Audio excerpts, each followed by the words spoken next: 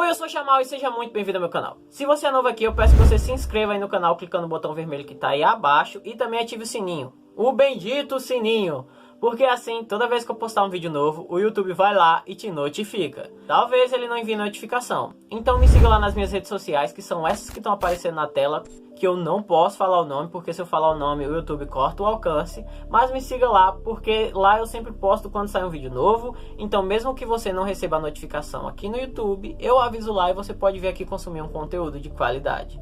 O caso de hoje é um caso que está viralizando bastante na internet. Ele viralizou principalmente no TikTok e aqui no YouTube já tem alguns vídeos sobre. Então hoje eu vou contar para vocês tudo o que eu sei sobre o caso da Isabela Guzmán, a menina que deu 150 facadas na sua mãe e ainda riu no tribunal.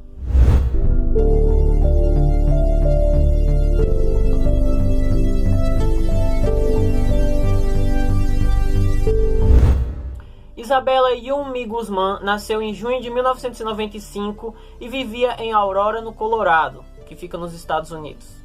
Filha de Yoon Mi-oi e Robert Guzmán, ela teve uma infância normal. Ela era considerada uma criança tranquila e uma criança muito doce. Diferente dos padrões de psicopata que a gente vê, que eles têm uma infância turbulenta, a infância da Isabela foi uma infância relativamente boa. Mesmo ela sendo considerada uma garota tranquila, ela começou a ter uma mudança de comportamento e deixou de ser essa garota doce que ela era e se transformou em uma menina agressiva. Ela chegava mesmo a agredir outras crianças do seu convívio. Isso talvez tenha acontecido por causa da separação dos seus pais. Eles tiveram um divórcio ali quando ela tinha 3 anos de idade e ela provavelmente se sentia culpada por isso.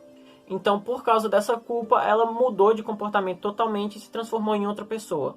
Mesmo sendo separados, os pais da Isabela não tinham um convívio ruim. Eles se separaram em comum acordo, eles acharam que era o melhor para eles. Então eles tinham um convívio bom. A Isabela podia passar o tempo que quisesse com o pai sempre visitava ela.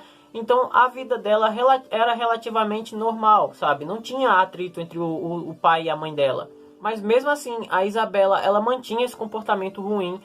Tanto que algumas vezes os pais dela tiveram que ir na escola por causa do desempenho ruim dela e dos surtos que ela tinha. E segundo as matérias que foram analisadas para fazer esse roteiro, a Isabela ela tinha um péssimo relacionamento com a sua mãe. Então a relação das duas já era muito ruim e piorou mais ainda quando a mãe da Isabela começou a namorar um homem chamado Roy, que após algum tempo juntos, eles acabaram se casando. Então a Isabela não gostou nem um pouco disso e o convívio entre as duas só piorou. Então, para tentar amenizar um pouco a situação, a Isabela foi morar com seu pai, mas ela passou um tempo lá e acabou voltando para a casa da sua mãe. Então ela foi morar com a sua mãe e o seu padrasto. Se na infância a Isabela já dava trabalho, quando chegou na adolescência piorou.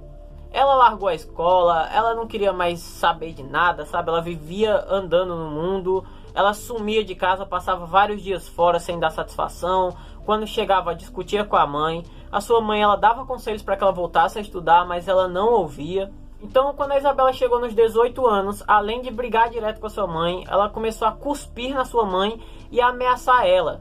Ela chegou até a mandar um e-mail para a mãe dizendo: "Você vai me pagar".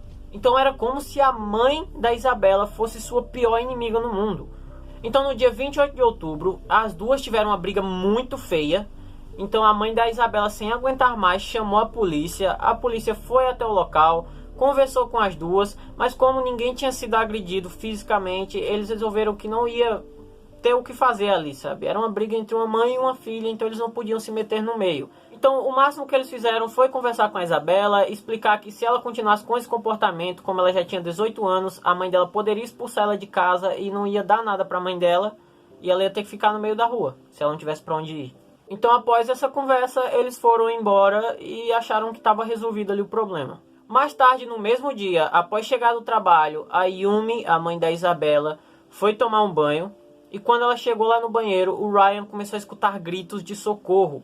Então ele subiu desesperadamente as escadas e quando ele chegou lá no topo, ele viu que a porta estava entreaberta.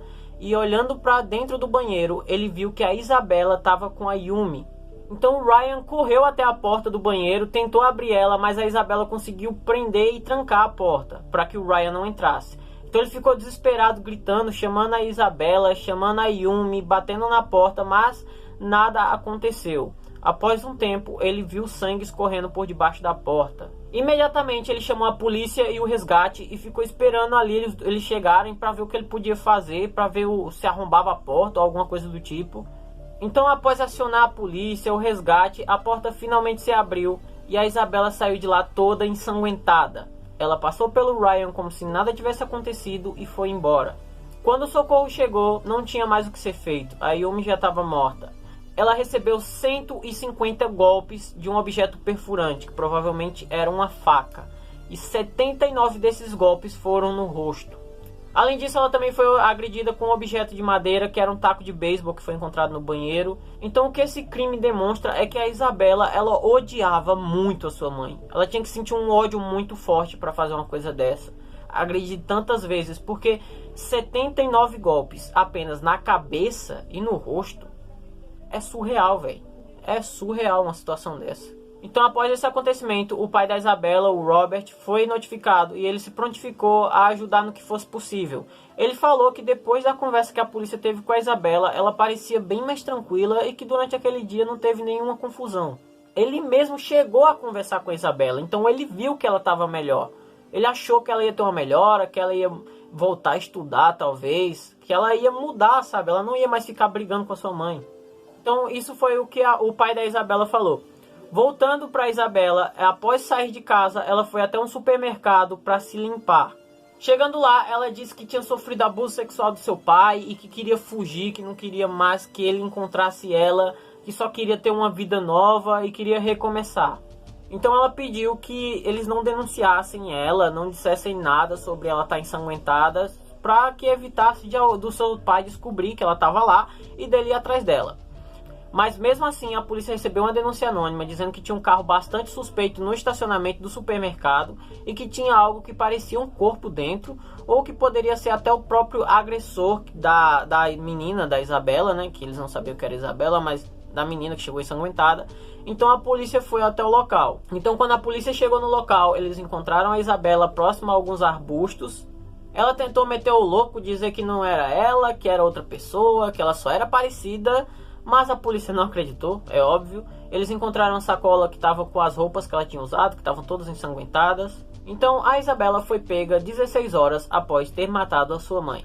Bom, ela foi pega, levada até julgamento, e durante o seu julgamento ela parecia que não estava nem aí pra nada. Ela sorria, ela fazia careta, ela brincava. E aí eles começaram a desconfiar que ela não tinha uma saúde mental muito boa. Então, após analisar ali o perfil mental dela, eles descobriram que ela tinha esquizofrenia paranoica e que ela não era capacitada para ser julgada como uma pessoa mentalmente saudável. Então, eles resolveram mandar ela para um manicômio judiciário, onde ela seria tratada e só sairá de lá após eles considerarem que ela está boa da cabeça. Caso ela fosse julgada sem ser considerada mentalmente incapaz, ela provavelmente pegaria prisão perpétua ou até mesmo pena de morte.